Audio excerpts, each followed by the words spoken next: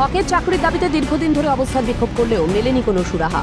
এই অবস্থায় দক্ষিণ 24 পরগনার ডিপিএসসি চেয়ারম্যানের সঙ্গে দেখা করতে গিয়ে পুলিশে বাধার মুখে পড়লেন 2009 এর প্রাথমিকের চাকরি প্রার্থীরা। একটা খেলার মাঠ তো হতেই পারে না, বাচ্চাদের খেলার মাঠের সামনে আন্দোলনটা অত্যন্ত নোংরা জিনিস। এটা আপনাদের বোধ থাকা উচিত, কারণ আপনারা শিক্ষিত লোক। আপনাদেরকে আমি অতটা শিক্ষা হলে আমি টিচারশিপের দিকে যেতাম, আমি যেতে পারিনি। এটা আপনার শিক্ষার এগেনস্টে হচ্ছে। তার জন্য আপনি বাচ্চাদের খেলা ডিস্টার্ব করতে পারেন না। এরা শিশু। বুধবার সোনারপুরের স্কুল শিক্ষা দপ্তরের তরফে একটি ক্রীড়া প্রতিযোগিতার আয়োজন করা হয়। সেখানে দক্ষিণ 24 পরগনার ডিপিএসসি চেয়ারম্যান রয়েছেন বলে জানতে পারেন চাকরি প্রার্থীরা। তারা সেখানে পৌঁছে শান্তিপূর্ণভাবে বিক্ষোভ দেখান। অভিযোগ, শিশু সুরক্ষার দোহাই দিয়ে চাকরি প্রার্থীদের কার্যত সেখান থেকে হটিয়ে দেয় পুলিশ।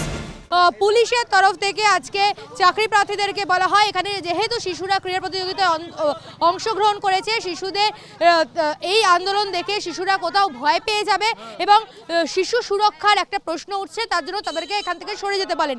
অপরদিকে চাকরি প্রার্থীরা বারংবার বলছেন যে এই শিশুদেরই তারা ভবিষ্যতে পড়াবেন। বিভিন্ন স্কুলে শিক্ষক নেই এবং তারা শান্তিপূর্ণভাবে মিছিল করছিলেন, তারা মৌন মিছিল করছিলেন। তারা বলেছিলেন কোনোভাবেই শিশুদের কোনো রকম যাতে অসুবিধা না হয় সেই দিক ভেবেই তারা রাস্তায় বসে পড়েছিলেন, শান্তিপূর্ণভাবে প্রতিবাদ জানাচ্ছিলেন। কিন্তু পুলিশের তরফ থেকে তাদেরকে এখান থেকে হটিয়ে দেওয়া হয় কার্যত, এবং চাকরি প্রার্থীরা এখনও নিজের দাবিতে অনড়। যদিও চাকরি প্রার্থীদের দাবি সম্পূর্ণ শান্তিপূর্ণ উপায়ে তারা এই আন্দোলন করেছিলেন। আমরা কোন পদ্ধতিতে গেলে যাব সেটাও স্যারেরা দেখিয়ে দিতে পারছেন না। তো আমাদের বলছে যে এইখান থেকে বেরিয়ে গিয়ে তেমাথায় গিয়ে অপেক্ষা করতে, স্যারেরা আমাদের কোনো না কোনো ব্যবস্থা করিয়ে দেবেন। তো এবার আপনাদের কাছেও আমাদের একটু অনুরোধ থাকবে যে স্যারেদের কাছ থেকে একটু শুনে নিন যে আমাদেরকে কখন এখানে বাচ্চাদের খেলা হচ্ছে, ওনারা কি বলছে? ওনারা বলছে আমরা নাকি চাইল্ড রাইটসের এগেনস্টে গেছি, কিন্তু আমরা কোনো আন্দোলনও করছি না, আমরা কোনো বিশৃঙ্খলাও করছি না। আমরা শুধুমাত্র এই রাস্তার একটা সাইডে আমরা বসেছি।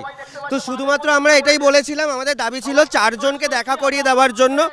অন্তত 4 জন থেকে নেমে আমরা সেটা 2 জনকে অন্তত দেখা করার ব্যবস্থাও আমি বলেছি, কিন্তু সেটাও স্যারেরা করতে পারছে না। খেলামেলাকেই প্রাধান্য দিচ্ছে রাজ্য সরকার, অভিযোগ চাকরি প্রার্থীদের। কখনোই নয়, আমাদের এই আন্দোলনটা আজকে মৌন মিছিল ছিল। আমরা শুধু দেখা করার জন্যই এখানে এসেছিলাম। আর উনি যে আইনের কথা বলছেন, যাবজ্জীবন কারাদণ্ড হয় 14 বছরের, আমাদের জীবন থেকে 15 বছর চলে গেল, একটা চাকরি পেলাম না। তাহলে এই আইনটা কোথায় আছে উনি কি দেখাতে পারবেন? এটা কোথাও খেলামেলাকেই ওনারা এখনো পর্যন্ত প্রাধান্য দিচ্ছেন। না হলে দিদি এত আন্দোলনের পরে একবার আমাদের সাথে দেখা করতেন বা চেয়ারম্যানকে দেখা করানোর উনি ব্যবস্থা করে দিতেন। অনেক স্কুল আছে শিক্ষকের অভাবে বন্ধ হয়ে যাচ্ছে, অথচ 15 বছর ধরে একটা প্যানেল পড়ে রয়েছে, সেটা প্রকাশ করার কোনো চিন্তাভাবনা করছে না। চেয়ারম্যান অবশ্যই এটা দেখা উচিত। উনি তো আমাদের সঙ্গে দেখা করার জন্য কোনো পারমিশনও দিচ্ছেন না, কোনো অ্যাপয়েন্ট নিচ্ছেন না। আমরা 2 দিন ধরে বসে আছি ডিপিএসসির সামনে। এখানে শিশুদের ক্রীড়া প্রতিযোগিতা হচ্ছে, পুলিশের তরফ থেকে বলা হলো যে শিশুদের অসুবিধা, শুধুমাত্র ইচ্ছা করে, আমরা কোনো অসুবিধা ক্রিয়েট করিনি। কারণ আমরা পরে এই শিশুদেরকেই পড়াবো, সেটা আমাদের ভালো করে জ্ঞান আছে।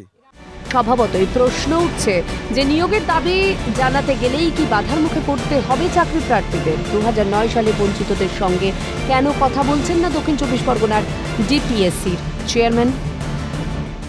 ক্যামেরায় মদনের সঙ্গে রেশমি রিপোর্ট, ক্যালকাটা নিউজ, সোনারপুর।